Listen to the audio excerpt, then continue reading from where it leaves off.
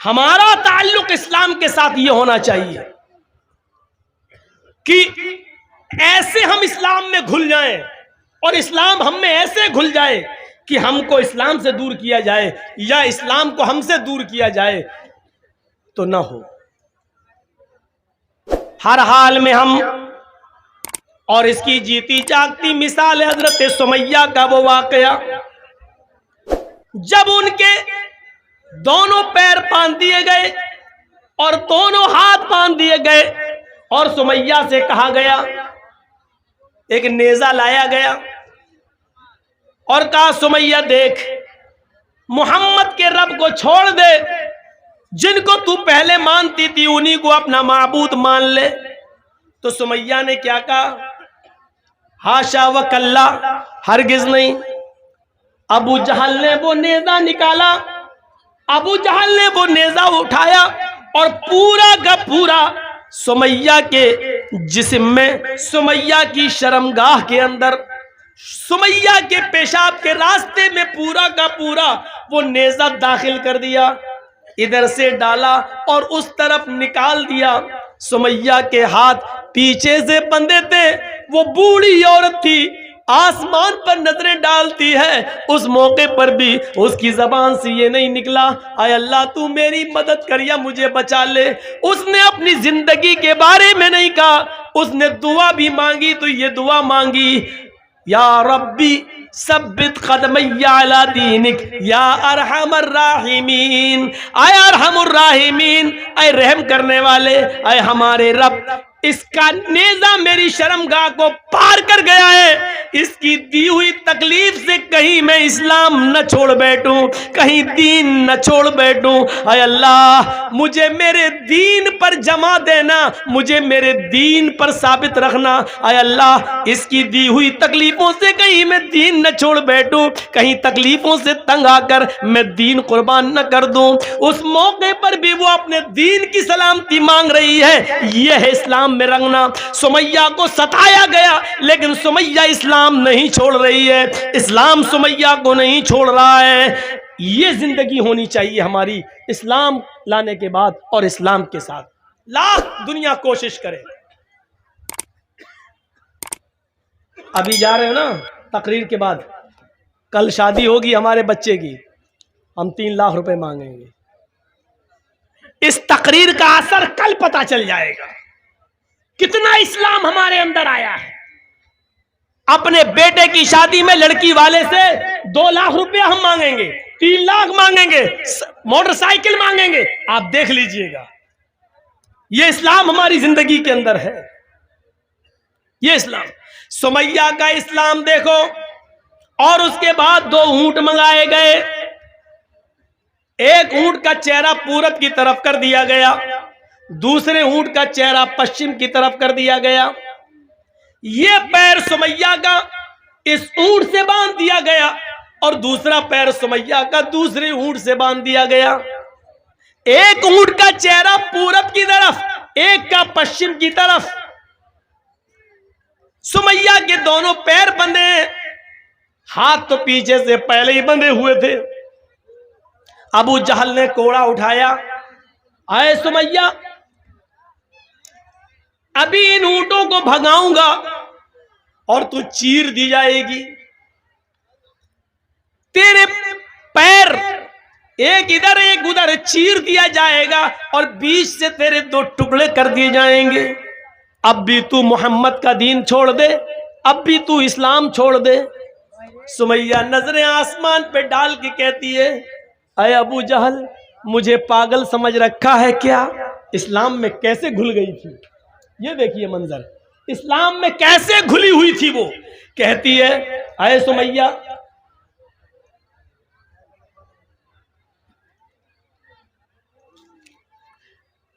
سمیہ کا حال دیکھیے آپ، کیسے گھلی ہوئی تھی وہ اسلام کے اندر، کیسے، کتنی اسلام کے اندر، اسلام اس کے گھر، اس کے دل میں گھر کر گیا تھا.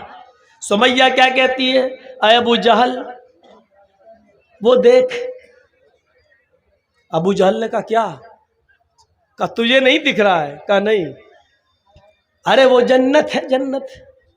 آئے ابو جہل کیا جنت دیکھ کر بھی کوئی پلٹ سکتا ہے؟ اے ابو جہل جو جنت میں دیکھ رہی ہوں اور جس جنت کی خوشبو میری ناک تک آ رہی ہے اس کو تو محسوس نہیں کر رہا ہے، وہ تیری ناک تک نہیں آ رہی ہے۔ اے ابو جہل کوڑا تیرے ہاتھ میں، جلدی مار۔ ابو جہل کہتا ہے سمیہ تجھے اپنی موت کا ڈر نہیں ہے؟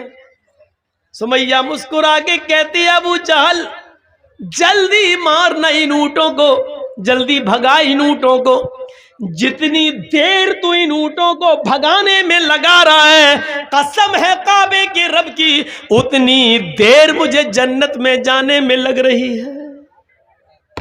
اس منظر کو دیکھ کر آپ کیا کہیں گے میرے بھائیوں؟ وہ کیسے اسلام کے اندر رچ گئی تھی، بس گئی تھی، کیسے، کیا چیز تھی اس کے اندر جو اسلام اس کے اندر گھر کر گیا تھا؟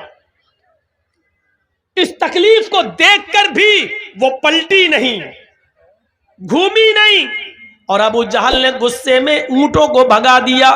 ابن سعد کے الفاظ ہیں طبقات کے اندر کہ سمیہ کے بیچ سے دو ٹکڑے ہو گئے، سر بچ گیا، یہاں سے ایک جسم کا حصہ الگ ہو گیا اور ایک حصہ سر کے ساتھ بچ گیا، لیکن مرتے وقت سمیہ کے چہرے پہ مسکراہٹ باقی تھی۔ ابو جہل نے پتھر اٹھا کر اپنے سر پہ مارنا شروع کر دیا۔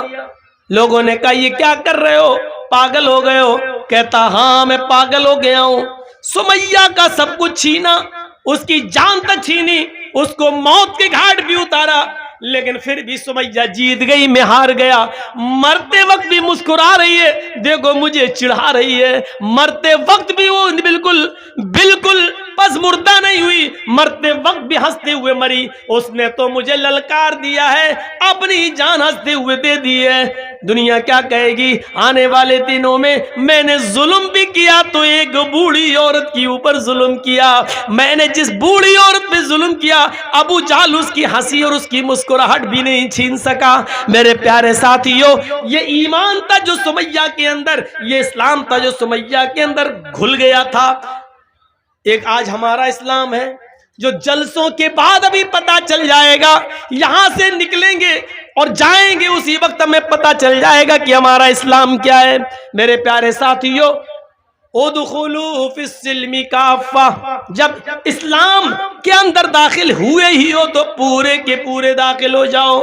قرآن کہتا ہے یا ایھا الذین آمنوا لا تلھکم اموالکم ولا اولادکم عن ذکر اللہ ومن یفعل ذلک فاولئک ھم الخاسرون۔ ایمانو والو، تمہیں تمہارے مال اور تمہیں تمہاری اولادیں کہیں اللہ کے ذکر سے غافل نہ کر دیں، جو ایسا کرے گا وہ بہت بڑا نقصان اٹھائے گا۔ وَأَنفِقُوا مِمَّا رَزَقْنَاكُم مِّن قَبْلِ أَن يَأْتِيَ أَحَدَكُمُ الْمَوْتُ فَيَقُولَ رَبِّ لَوْلَا أَخَّرْتَنِي إِلَىٰ أَجَلٍ قَرِيبٍ فَأَصَّدَّقَ وَأَكُن مِّنَ الصَّالِحِينَ۔ موت کے وقت آدمی کی جو تمنا ہوتی ہے، موت کے وقت آدمی کی جو خواہش ہوتی ہے، وہ قرآن پیش کر رہا ہے۔ کیا کہے گا؟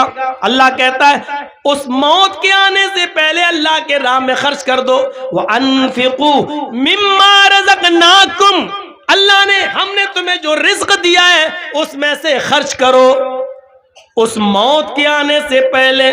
أَن يَأْتِيَ أَحَدَكُمُ الْمَوْتُ، اس موت کے آنے سے پہلے کہ جب تم میں سے کسی کو آئے، فیقول، اور اس وقت جب فرشتے کو وہ اپنی آنکھوں سے دیکھ لے کہ یہ میری روح قبض کرنے آیا تو چیخ پڑے فَأَصَّدَّقَ وَأَكُن مِّنَ الصَّالِحِينَ، مجھے تھوڑی سی مہلت اور مل جاتی، میں صدقہ اور خیرات کر لیتا۔ لولا اخرتنی الی اجل قریب، مجھے تھوڑی سی مہلت مل جائے، 1 گھنٹے کا ٹائم دے دے اے ملک الموت، 1 گھنٹے کا ٹائم دے دے، میں ICICI بینک تک جاؤں گا، میں اسٹیٹ بینک تک جاؤں گا، میرے پاس 1 کروڑ روپیہ رکھا ہے، 50 لاکھ اپنی اولاد کو دیتا ہوں، 50 لاکھ اللہ کی راہ میں خرچ کر دیتا ہوں، مجھے 1 دن کی مہلت دے دے، زمین کے فلاں فلاں کونے کونے میں ہمارا مال گڑا ہے، اس کو نکال کر ہم راہ خدا میں ہم خرچ کر دیتے ہیں، تھوڑی سی مہلت دے دے، فَأَصَّدَّقَ صدقہ کرنے کا ٹائم دے دے، خیرات کرنے کا ٹائم دے دے، مدرسوں میں زکوٰۃ دینے کا ٹائم دے دے، 1 دن کی مہلت دے دے، 2 دن کی مہلت دے دے، تاکہ میں صدقہ و خیرات کر لوں، مرتے وقت آخری وقت میں نیک لوگوں میں ہو جاؤں۔ آواز آئے گی، نہیں نہیں، ہرگز مہلت نہیں دی جائے گی۔ وَلَن يُؤَخِّرَ اللَّهُ نَفْسًا إِذَا جَاءَ أَجَلُهَا، جب کسی کی موت کا وقت آ جاتا ہے، جب کسی کا فکس ٹائم آ جاتا ہے، تو اب اس کو مہلت نہیں دی جاتی ہے، ہرگز نہیں۔ اللہ لالچی نہیں ہے، اب 50 لاکھ کے لیے، 1 کروڑ کے لیے تجھے 1 دن کی مہلت دے دے گا، نہیں نہیں، اب تیری موت کا وقت آ چکا ہے، اب تجھے مہلت نہیں دی جائے گی، بالکل نہیں۔ میرے پیارے ساتھیوں، مہلت مل چکی ہے اور ابھی مل رہی ہے، کوئی بھروسہ نہیں ہے موت کا، اس سے پہلے خرچ کر لو، صدقہ دے دو، خیرات کر لو، جو چیز تمہیں کرنا کر لو، ابھی جو تم دے دو گے وہی تمہارا ہے، جو خرچ کر لیا وہی آپ کا ہے، جو آپ کے پاس ہے وہ آپ کا نہیں ہے، جو آپ کے پاس ہے وہ آپ کا نہیں ہے، جو خرچ کر چکے ہو اللہ کی راہ میں وہ آپ کا ہے، کیونکہ وہ ایک جگہ جمع ہو چکا ہے۔ فرمایا جناب محمد رسول اللہ صلی اللہ علیہ وسلم نے، بادروا بالاعمال سبعا هل تنتظرون الا فقرا منسیا او غنى مدغیا او مرضا مفسدا او حرما مفندا او موتا مجہزا، 7 چیزوں کے آنے سے پہلے نیک اعمال میں جلدی کرو، 7 چیزوں کے ظاہر ہونے سے پہلے نیک اعمال میں جلدی کرو۔ اگر تم غریب ہو تو امیر بننے سے پہلے نیک اعمال کرو۔ هل تنتظرون الا فقرا منسیا، کیا تم اگر تم امیر ہو، اگر تم دولت مند ہو تو ایسی فقیری کا انتظار مت کرو جو تمہیں الا فقرا منسیا، هل تنتظرون الا فقرا منسیا، کیا تم ایسی فقیری کا انتظار